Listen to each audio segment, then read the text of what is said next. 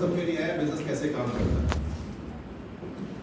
जहाँ तक मेरा अपना फैमिली बैकग्राउंड है, क्योंकि कुछ नए लोग बैठे हुए हैं, मैं कानपुर को बिलोंग करता हूँ और इस बिजनेस के साथ साथ बिजनेस से पहले मैं मेरी जॉब है वो मैं स्टेट बैंक ऑफ इंडिया के लिए करीब 32 साल से काम कर रहा हूँ। 30 ईयर्स जब हो जाएंगे मेरे नवंबर अक्टूबर के महीने में। और जब मैंने इस बिजनेस को देखा था फर्स्ट टाइम, तो मेरे दोस्त ने मुझे, मैंने चूंकि बैंक में बैठा था और कॉल आता है कि मेरे घर पर आ जाओ, बिजनेस आकर देख लूँ। तो मैंने बोला था कि बिजनेस तो किया जाता है, बिजनेस में देखना क्या होगा, कुछ भी पता नहीं था। और फाइनली उनके घर पे चले गए थे हम, और एक ड्राइंग रूम था जिसमें करीब करीब 50 से 60 लोग उस हॉल के अंदर बैठे थे, उनके ड्राइंग रूम में। और जो मुझे बैठने की जगह मिली थी, सोफे का हत्ता था, उसमें लकड़ी के सोफे जो चलते थे सच में वो होता था, उसमें बैठने का मुझे मौका मिला था। और सबसे पहले भागने वाला व्यक्ति इस मीटिंग से मैं ही। और उनको लगा कि मुझे कुछ समझ में नहीं आया। ऐसा नहीं था, क्योंकि मेरा घर उनके घर से बहुत दूर था, मेरे पास कम्युनिकेशन के साधन नहीं थे। जिस जगह प्लान देख रहा था वो हमारे घर से करीब 17 किलोमीटर दूर था। और चूंकि उन्हें मेरी जिंदगी कुछ समस्याओं के बारे में पता था, दोस्त थे लोग, पता था, तो मेरी जिंदगी की जो घटनाएं थी वो ये थी कि जब मैंने बैंकिंग करियर में कदम रखा तो मैं बहुत उत्साहित था अपनी जिंदगी में कि जिंदगी बहुत बेहतरीन हो जाएगी। क्योंकि अपने सर्किल में, अपने परिवार में किसी को एजीएम बनते हुए देखा, किसी को बीएसआरपी बोर्ड का चेयरमैन बनते हुए देखा, तो मेरा जिंदगी इज गुड, वेरी गुड, बहुत बढ़िया जिंदगी हो जाएगी। और उसी रास्ते हम चलने लगे, उत्साहित थे। जिंदगी मैरिज हो गई, एक बेटी का आगमन हुआ। जब वो पैदा हुई तो फिजिकली और मेंटली डिलेड थी, वो डाउन सिंड्रोम नाम की बीमारी से वो पैदा हुई थी। और मेरे पास कोई साधन नहीं थे कि उसका ट्रीटमेंट हम लोग करा सके। बैंक से उसकी सैलरी हमको मिलती नहीं थी, 8-9 हज़ार रुपये मेरी उसमें सैलरी थी। टफ टाइम था, डॉक्टर्स की फीस बहुत महंगी थी उस वक्त भी। मैंने ट्रेडिशनल बिजनेस में कदम रखे थे उस वक्त, और ये बात है सन 2000 के आसपास की। और उसके अगर हम बिजनेस की, उस ट्रेडिशनल बिजनेस की इनकम को और अपने बैंक की इनकम को क्लब कर लें, तो सन 2000 में करीब करीब 20,000 रुपये हम इनकम कमाते थे उस वक्त, सन 2000 में। It's a good income, bad income. फिर मुझे ऐसा क्या लगा,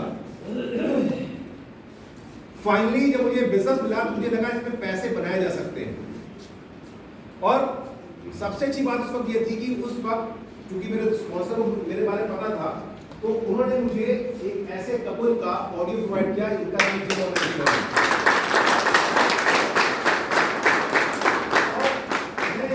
कंपेयर कर रहा था। इनका जो बेटा पैदा हुआ, ये जो एनाटॉमी इंजीनियर थे, इनकी वाइफ फिजियोथेरेपिस्ट थी, और मुझे लग रहा था कि इनकी जिंदगी में इतना मिसहैपनिंग इनके बेटे साथ हुई है, मेरी भी जिंदगी वैसी है।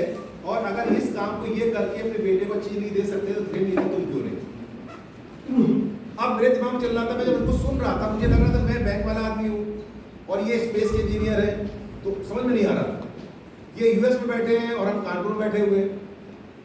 जैसे अतुल जी ने बोला एक सेमिनार के माध्यम से, उसी तरह एक सेमिनार मुझे दिल्ली ले जाया गया और कुछ भी समझ में नहीं आया।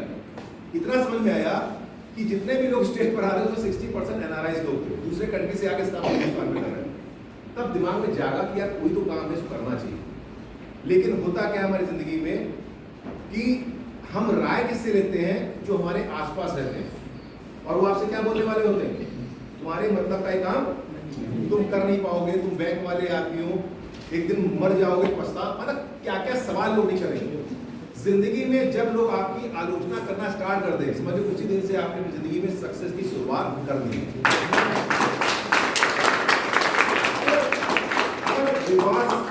के बारे में अगर देखें तो जितनी मुझे आज सैलरी बैंक में फुल टाइम काम करके मिलती है, पार्ट टाइम करके उससे ज्यादा पैसे मिलते हैं, इससे गुड थिंग बैठते हैं, अच्छी बात है ना। और फिर कल काम दिखाने के जाए बोलेगा मेरे मतलब का नहीं।